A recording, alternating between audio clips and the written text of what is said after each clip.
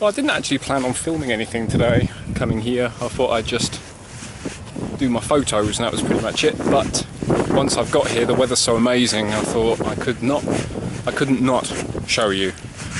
What about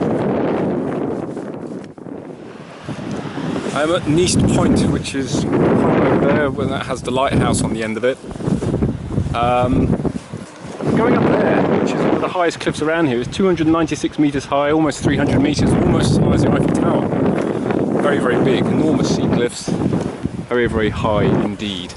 So that's where I'm headed, and then I'm going to wait until the sun makes its way just a bit further round, because then it will be illuminating, shining on these cliffs.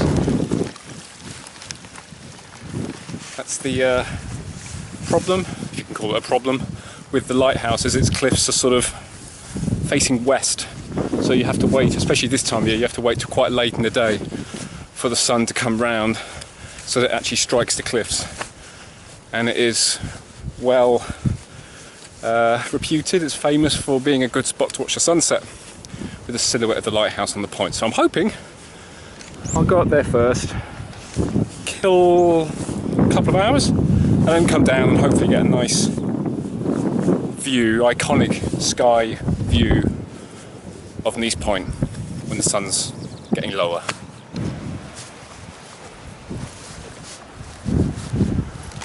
Oh my word, what a beautiful day. It was really, really grey and drizzly this morning. It's recovered a treat. And on my way here, driving here, it took about 50 minutes to get here from Carbost. I saw not one eagle, not two, not three, but four. One just coming out of Carbost and three just before I turned up at Benvironment.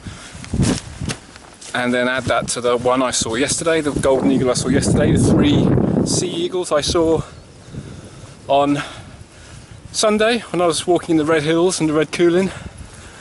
I don't know what the average must be for how many eagles you see every day on Skye, but I think I've had more than my fair share thus far. And there was actually something very big whirling around up there when I arrived. It's been a great week.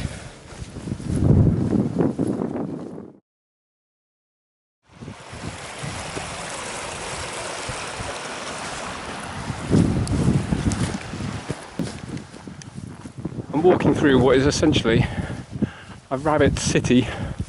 All this, the brown dirt you can see is rabbits everywhere just now, but I can't. It's so bright I can't actually see on the viewfinder to actually see whether I can film them or not. They're just rabbits. You've seen rabbits before. Anyway, it's Rabbit City here.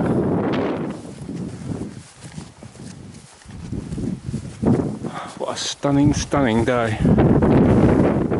Well, I said there was something up there, and there is indeed something big up there. What's that? Actually, whatever they are, there's now two of them.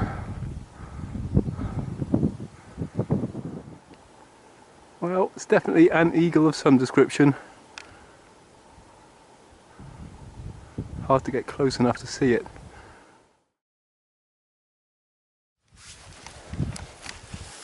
Almost onto the ridge. It didn't take too long, though it was steep. You can hear skylarks up there somewhere. This is quite classic west coast weather for early spring, late spring I suppose, when you get an easterly blowing in from the North Sea, which is what we've got at the moment. Because when the east winds blow, all the murk, fog and the haar, that's all left on the east coast. So usually if I'm at home in Fife, that's where the weather will be a bit dubious and the west coast is bathed in sunshine, and that's exactly what's happening now. So this is, in a setup like this with the east winds blowing, there's nowhere I'd rather be than on Scotland's west coast, and especially places like Rum and Skye with these really, really beautiful seascapes and cliffs, crags. Just the most stunning, stunning coastline. I mean, it's world class. And that's where we're going. Not far, actually.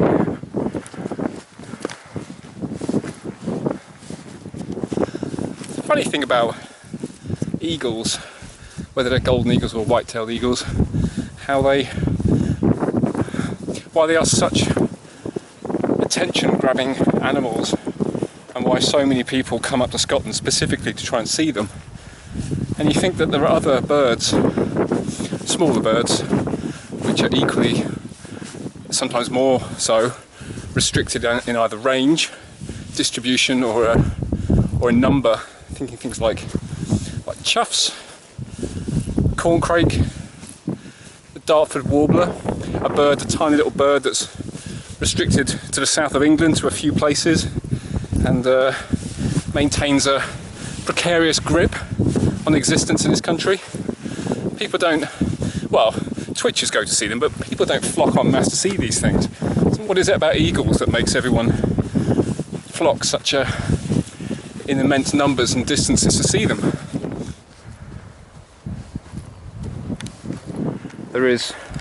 We do seem to have this, I don't know if it's this deep-seated reverence or something for top predators. I don't know if it's respect or envy, or I don't know, but these enormous, spectacular creatures do maintain this curious hold over us, which is entirely healthy, and I hope, and it's that kind of thing that helps to ensure their survival and protection, even though there's plenty of people out there who want to persecute them still, which is a shame. I'm as much in the grip of eagle mania as anyone else is, I think. Though not in my wildest dreams did I expect to see so many as I've seen just in the past, not even a week. The eagles are throwing themselves at me, it seems. I think I'm into double figures now, just in the last few days.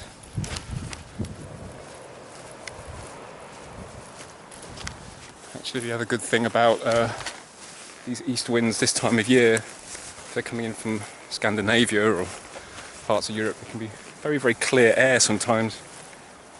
And it's incredible. I can see the whole of the Western Isles. I don't know if you can make them out on the horizon all the way along. Stunning. And these setups often can last a long time, and the weather gets set.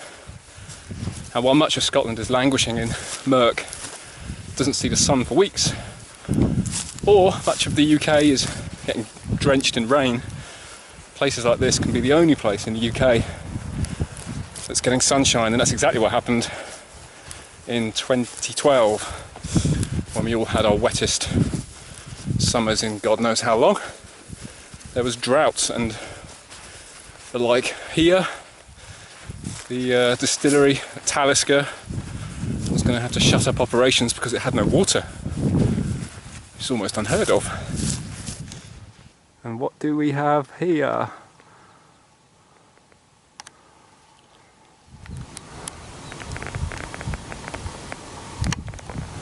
What is it? What is it?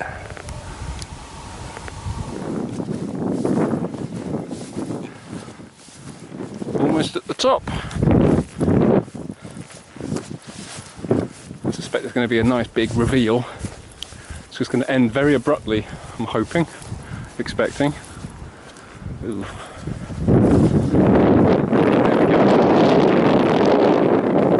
Cliffs. Somewhere over there the eagles are whirling.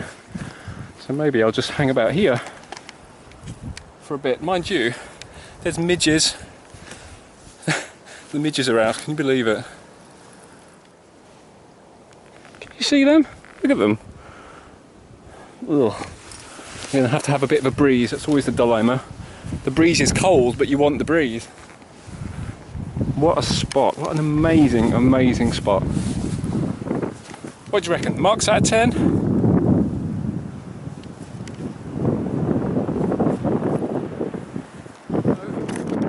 Clouds tables, the Coolin, the Black Coolin are over there. Then there's these big cliffs here, and on the horizon over there, that's the Isle of Rum. Just to its right, somewhere, Canna is this one. Yeah, Canna's over there. And then all the way along the horizon, I don't know if it's it's too bright for me to see, but the Western Isles are just below that line, those clouds stretched out. I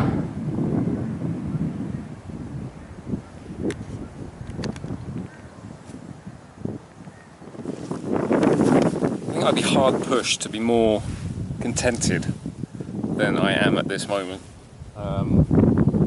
Sitting on nice spongy grass, it's dry, the sun's beautifully warm. It's not really warm, I think it's only about 10-11 degrees maybe, but the sun's making up for it now I'm out the wind. And the scenery is out of this world. Until I've come here the last couple of weeks, I'd only been to Skye once, and all you hear all the time is about what a stunning place it is. And you do wonder sometimes whether places can live up to expectations. I'm thinking, my aunt went to New Zealand a couple of years ago and came back, and I asked her how was it. She went,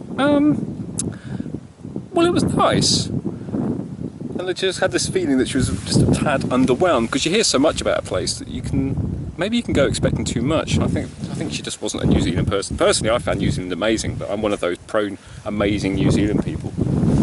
But sometimes you can suffer from having too high expectations, perhaps. But Skye has met all the expectations I had and exceeded them. My holiday's not over yet. I've got a couple more days, and I'm hoping to maybe get up into the Cooling on one day. But even if I don't manage that, I've seen so much and had such a mix of weather. I've had hail, snow, gales, power cuts, blizzards, rain, drizzle, fog, storms, sunshine, just an amazing mix of everything, an amazing mix of every scenery type you can possibly imagine. Snow, beaches, rocks, crags, glens, streams, rivers, waterfalls. It's just sublime, an amazing mix. I can't recommend it enough. Although I can't deny having weather like this helps enormously.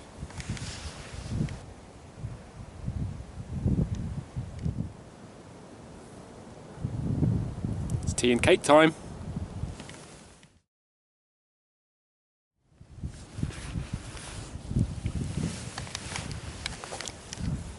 Cheers.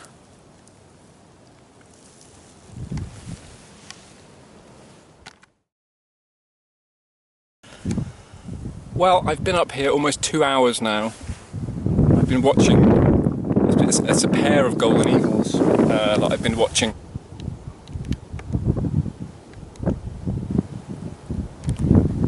Such a privilege to see. Just superb. What a day. But now I'm going to head down.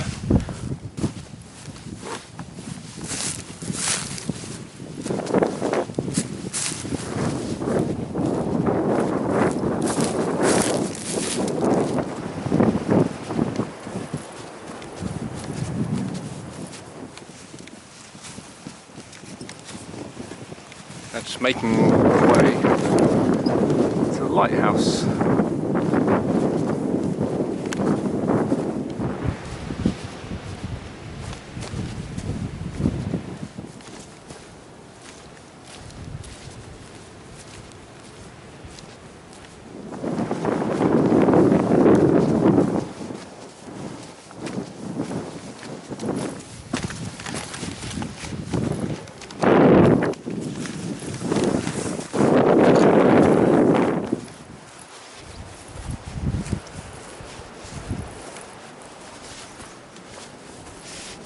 This will do nicely. Nice little grassy seat. There. That is the view. Beautiful old lighthouse. One of the Stevenson lighthouses, of which there are many in Scotland, not least at Dunnet Head, up in Caithness. It's just such a superb setting. And you can see how it makes sense to be here this time of day, because the sun is now west over there and it's striking the cliffs. Otherwise you'd be here when it's all in darkness, and it's better to certainly for photos and for highlighting the cliffs, it's better to actually have light striking it, and then it brings out the lighthouse nicely too. And way up there is the trig point at the top of the cliff I was sat at, and if I pan out, you see just how high that is. Well, it's past 6 o'clock. It's definitely time for dinner. It's going to take about an hour to get back, so I should probably make a move. Don't really want to actually. It's just a nice, beautiful spot to sit. Beautiful weather, but I've had a amazing, memorable time at this very, very magical place. So I'll just leave you with this glorious view one last time.